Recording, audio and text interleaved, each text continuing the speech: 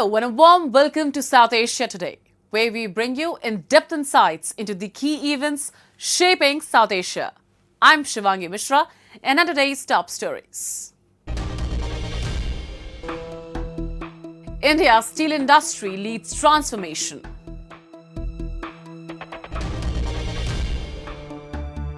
Nepal's midday meal keeps children in school.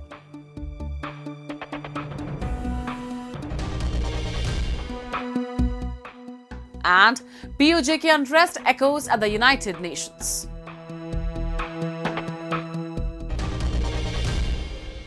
Let's begin the show. From bridges and metro networks to soaring skylines, steel is powering India's infrastructure transformation.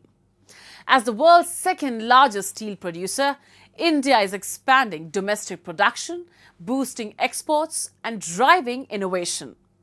At the heart of this growth is Jamshedpur, where industry and technology are shaping the future of Indian steel. India's infrastructure boom is reshaping the nation, from expanding highways and high-speed rail networks to modern airports, metro systems and soaring skylines. Powering this transformation is a rapidly growing steel industry. Today, India is among the world's leading steel producers, with growth driven not only by large integrated steel plants but also by hundreds of small and medium-sized enterprises across the country. The momentum is reflected in the numbers. Finished steel consumption has more than doubled from nearly 77 million tons in 2014-15 to around 163 million tons in 2025-26. India's growing global competitiveness is also evident in trade. In March 2026, steel exports rose 29.1% year-on-year, while imports fell 9.5%, underscoring the country's emergence as a stronger global steel manufacturing hub. Steel industry, India is the bright spot. Our production levels have gone up drastically, almost up to 15%. We produced close to 152 million tons in financial year 25. Compared to that, in financial year 26, we produced 168 million tons. And our consumption has also been very good. We consumed almost 164 million tons. This is possible because of the positive outlook by the government of India, followed by the states. At the heart of India's steel industry is Jamshedpur, the country's iconic steel city. Home to Tata Steel and nearly 1,200 large and small enterprises, the city has evolved into a thriving industrial ecosystem. Here, steel is transformed into precision-engineered components that power industries ranging from mining and cement to infrastructure and manufacturing. Conveyor systems and other critical industrial equipment produced in Jamshedpur play a vital role in keeping India's factories and heavy industries moving.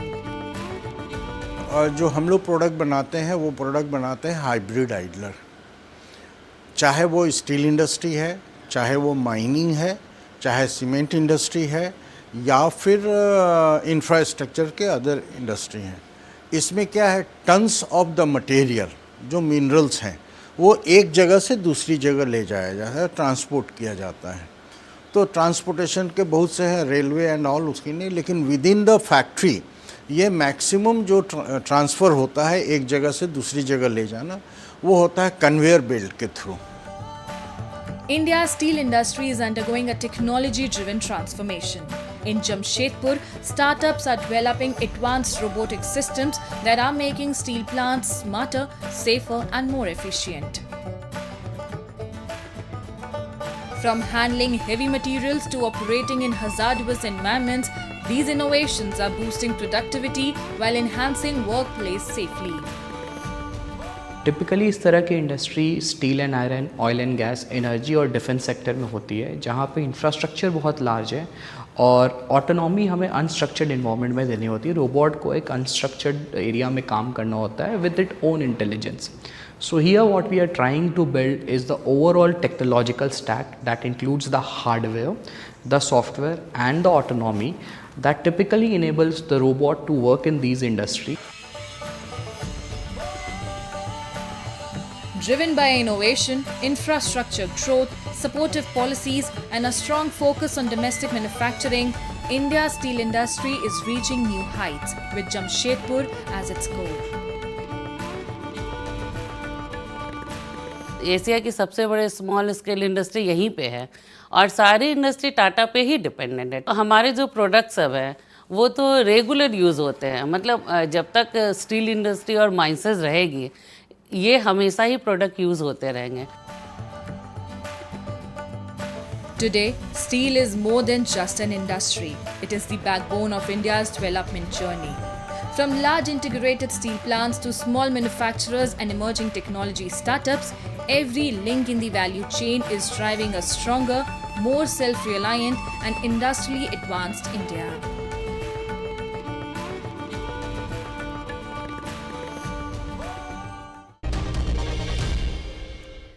A nutritious meal can do much more than satisfy hunger. It can change a child's future. In Nepal, the government's midday meal program is helping improve school attendance, support children's health, and encourage learning, particularly in remote and economically weaker communities. Backed by sustained government funding and policy support, the initiative is emerging as an important investment in the country's future. Here's a report on how this simple intervention is making a meaningful difference in classrooms across Nepal. As the bell rings for the tiffin break, students quickly line up carrying lunch boxes, plates, or whatever they can find to collect their meal. For many, this daily lunch break is more than just a chance to eat. It is one of the biggest reasons they come to school every day. Among them is Shishir Paraja, a 5th grade student at Sri Bal Jeevan Jyoti Secondary School in Makwanpur, a region home to the marginalized Shepang community. किनकि स्कुलमा खाजा दिन्छ त्यही भएर घरको पैसा नि बच्छ। The midday meal program, locally known as Diva Khaja Karikram, is one of Nepal's flagship social welfare initiatives aimed at improving education, nutrition, and poverty reduction by providing free meals to children in community schools. At Sri Bal Jeevan Jyoti Secondary School, around 130 students receive one nutritious meal every school day. The menu rotates through 5 different options each week, while a non-vegetarian meal is served once every month. Meals are prepared in a modest makeshift kitchen beneath a staircase and are inspected daily by the school nurse to ensure quality and hygiene. Schools are also encouraged to include eggs, milk, pulses, and seasonal vegetables to improve the nutritional value of the meals. The government currently allocates $0.13 USD per student per day for the program, with higher funding provided to schools in Nepal's remote and far western districts. यो खाजाको कारणले गर्दाखेरि विद्यार्थीहरू चाहिँ अत्यन्तै उत्साहित हुने, उनीहरूलाई चाहिँ विशेष गरी चाहिँ यो दिवा खाजाले उपस्थितिलाई पनि एकदमै निरन्तरता दिइरहेको छ विद्यालयमा। विद्यार्थीहरू नियमित हुने र अर्को कुरा के छ त भन्दा हाम्रो यो एरिया भनेको चाहिँ कस्तो छ भने यहाँ पढ्ने बालबालिकाहरू चाहिँ विशेष गरी एकदमै निम्न स्तरको चाहिँ आय स्तर भएका चाहिँ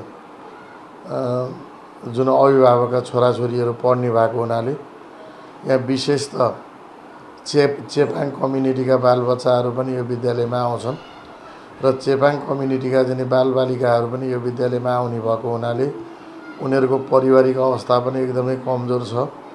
घरमा उनीहरूले भने जसरी खानपान गर्न पनि उनीहरूलाई अप्ठ्यारो छ र तसर्थ उनीहरू यस्ता खाले बालबालिकाको निम्ति हामीले चाहिँ यो दिवा खाजा चाहिँ खुवाउँछौँ र यो दिवा खाजा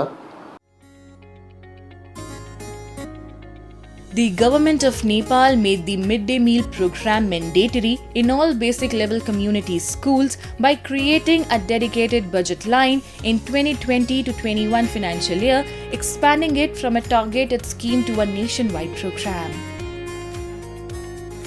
Under the school education sector plan, that is 2022 to 2032, the government aims to extend coverage to class 8th and benefit around 5.3 million students by 2032. कतिपय विद्यालयहरूमा त दिवा खाजाले गर्दाखेरि विद्यार्थी संख्याको उपस्थिति उल्लेखनीय भएको विद्यार्थीहरू चाहिँ कतिपय विद्यार्थीहरू चाहिँ घरमा चाहिँ हैन विभिन्न कारणले गर्दा चाहिँ खाना नखाई आउने खालको कन्डिसन पनि भएको भनेर पनि शिक्षक साथीहरूले हामीलाई भन्नुहुन्छ त्यो हिसाबमा चाहिँ एउटा चाहिँ पौष्टिकतायुक्त चाहिँ खाजाको रूपमा दिवा खाजा जुन चाहिँ विद्यार्थीहरूले चाहिँ टिफिन समयमा पाइरहनु भएको छ त्यसले चाहिँ पक्कै पनि शिक्षाको गुणस्तरमा पनि यसले ठिक ढङ्गले चाहिँ काम गरेको छ विद्यार्थीको विद्यालयमा आउने दर जुन पहुँचको कुरा छ त्यो पहुँचको कुरामा पनि यसले सहयोग गरेको छ भन्न सकिन्छ. The National Education Policy promotes school meals to improve attendance and reduce dropouts, while subsequent guidelines strengthen nutrition standards, food quality, and local agricultural procurement. The School Education Sector Plan outlines future expansion and financing. An Asian Development Bank evaluation found the program improved school access, particularly for girls and vulnerable children, contributing to better gender parity in primary education.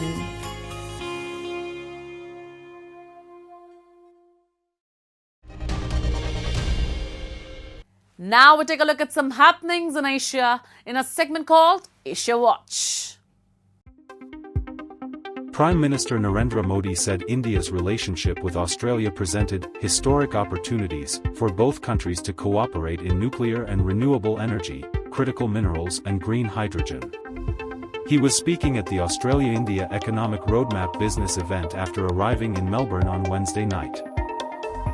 The visit comes as both countries seek to deepen economic ties, with India eyeing Australia's uranium reserves to help meet a target of 100 gigawatts of nuclear energy capacity by 2047 and Australia looking to diversify trade beyond its reliance on China, its top partner.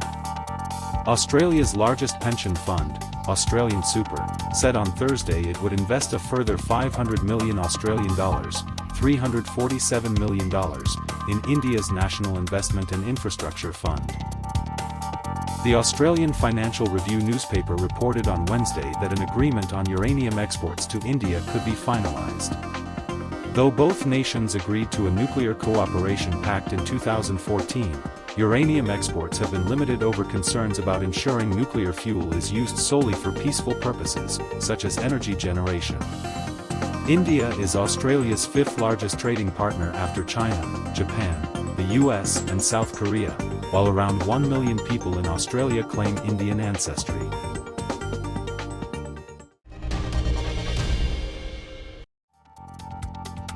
In the Taiwanese fishing port of Ilan, dozens of boats were packed into the harbor as Super Typhoon Bavi churned in the region, with winds near 200 kilometers per hour, 124 miles per hour. Bavi is set to be the largest storm by size to hit Taiwan since 1987, a forecaster from Taiwan's Central Weather Administration adding that storms of this size have been fairly rare in recent years. Chen Minghui, a 60-year-old captain of a 3-metric-ton fishing vessel, said he hoped the typhoon would track further north and avoid a direct hit, recalling how previous storms had sunk boats and flooded the fishing town. Bavi, currently about 1,000 kilometers, 621 miles, at its widest point or roughly the width of France, is forecast to skirt northern Taiwan before making landfall in China's eastern Fujian province on Saturday, July 11th, evening, according to China's National Meteorological Center.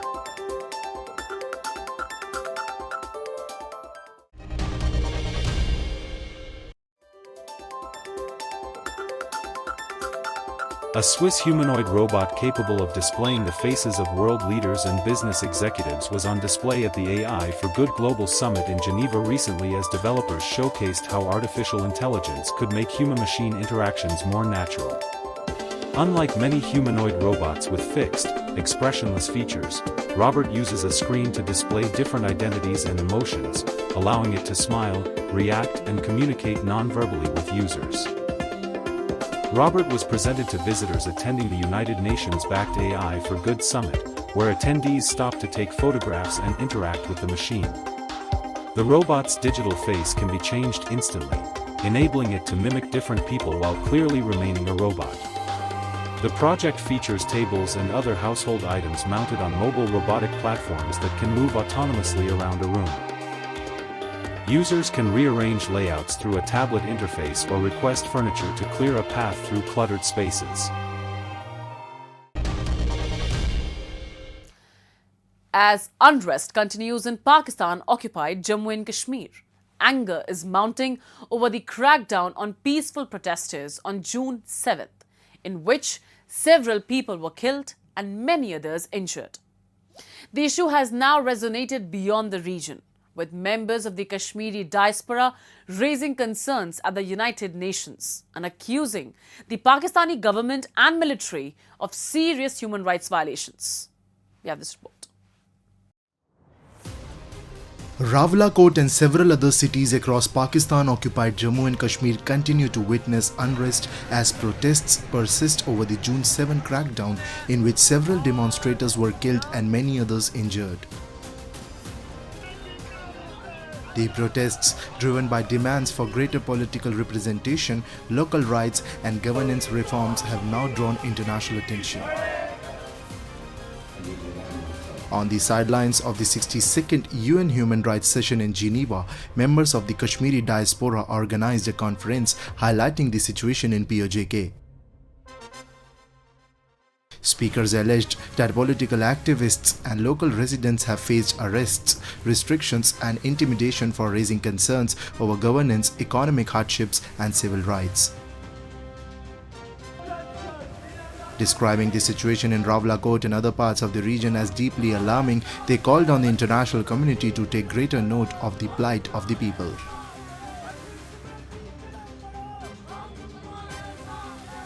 Strongly condemn Pakistan crackdown on civil rights movement under the aegis of Jammu Kashmir Joint Awami Action Committee (JKJ) in Pakistan occupied territories of Jammu and Kashmir. Number 2. We call upon Government of Pakistan to immediately withdraw its security forces.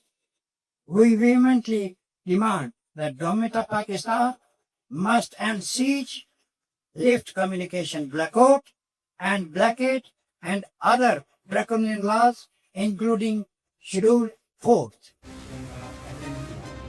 The conference also highlighted what speakers described as a systematic crackdown on dissent in PoJK.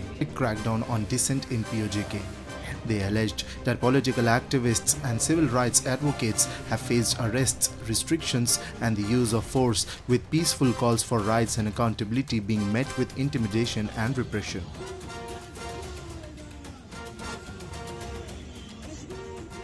इस आज़ाद कश्मीर में ये कोई पहली दफा नहीं है कि जब लोगों पे गोली चली या लोगों को मारा गया, लोगों को कान पकड़ाए गए और जेलों के अंदर डाल के उनके तशद्दुद किया गया, और ना ही ये पहली दफा हुआ। हमें आज़ाद कश्मीर के लोगों की मजबूरियों का भी एहसास है और इस मुद्दे की जो ज्योग्राफिकल पोजीशन है उसका भी एहसास है। ये एक लैंड लॉक और एक्चुअली वर्षों से पाकिस्तान की ब्यूरोक्रेसी इसी इशू को एक्सप्लेन करती रही कि तेरा तो रिस्क यहाँ से जाता है, तेरी तो सब्जी यहाँ से जाती है, तुम्हारी तो हर चीज जो है, लिहाजा आपको ये हक नहीं है कि आप हक की बात करें, राइट्स की बात। Following the June 7 crackdown, members of the Kashmiri diaspora have staged protests outside Pakistani embassies and consulates across the UK and Europe, demanding justice and urging the international community to address alleged human rights violations in Pakistan-occupied Jammu and Kashmir. Speakers at these demonstrations alleged that people in PoJK have endured decades of political, economic and social challenges, citing restrictions on civil rights, limited employment opportunities and inadequate access to essential services such as healthcare, education and sanitation.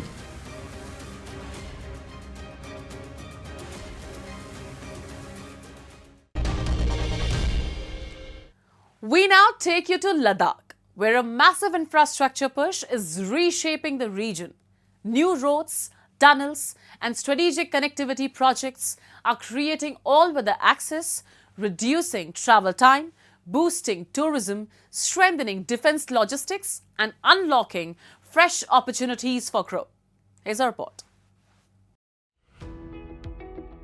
Road connectivity in Ladakh has undergone a remarkable transformation. More than 1,670 kilometers of roads have been constructed, upgraded or blacktopped under projects worth Rs 20,660 crore. Driven by the Border Roads Organization and the National Highways and Infrastructure Development Corporation Limited, these engineering feats are providing all-weather connectivity, linking remote communities, strengthening strategic mobility and accelerating Ladakh's economic growth. 7 महीने 8 महीने बर्फ से ढका रहता है, वहां पर कोई एक्टिविटी नहीं होती। अब वो सभी क्षेत्र, चाहे वो जोजिला टनल हो, चाहे रेलवे का प्रोजेक्ट हो, उसके कारण से 24/7 12 मंथ्स लेह में भी और आसपास भी टूरिज्म आ पाएगा, टूरिस्ट आ पाएगा। Ladakh's expanding all-weather connectivity has transformed life across the region.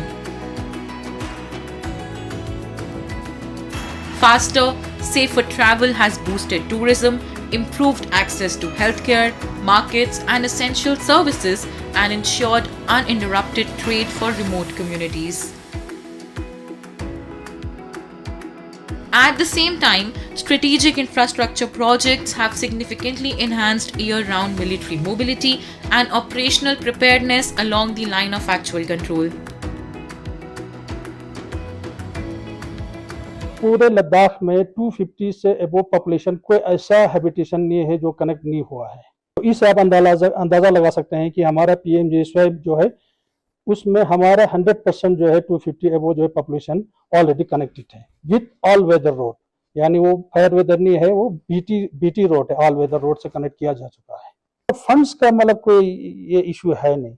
Her district में और हर बॉर्डर विलेज में हमारा आप देख लीजिए काम चल रहा है, चाहे CRF में हो, चाहे PMJSY में हो, चाहे स्पेशल डेवलपमेंट पैकेज में हो, चाहे स्टेट सेक्टर में, चाहे डिस्ट्रिक्ट कैपेक्स में हो, यानी मतलब हर जगह हमारा इक्वली काम चल रहा है। यूटी बनने के बाद पूरा चेंज हुआ है लद्दाख के ऐसे गांव थे जिसमें सोच भी नहीं सकते थे हम 100 साल तक रोड बनेगा। तो ले सिटी को गांव, हर गांव से जोड़ गया है और सिटी को ही दिल्ली से, श्रीनगर से, मनाली से जोड़ने का भी बहुत सारे रोड इंफ्रास्ट्रक्चर बने हैं। अभी हमारे सियाचन में जाते हुए, गलवन वैली में जाते हुए आज लोग मोटरसाइकिल चला रहे हैं।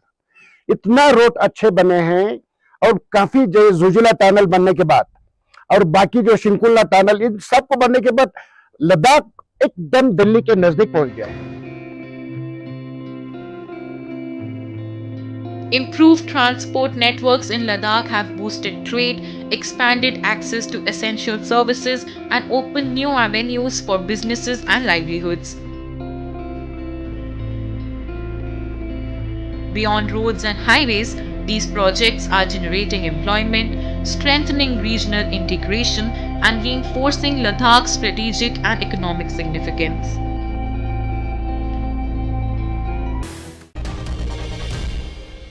As we wrap up today's episode of South Asia Today, we thank you for joining us. We'll return next week at the same time with more insights and updates. This is Shivangi Mishra signing off on behalf of our entire team. Until then, stay safe and goodbye.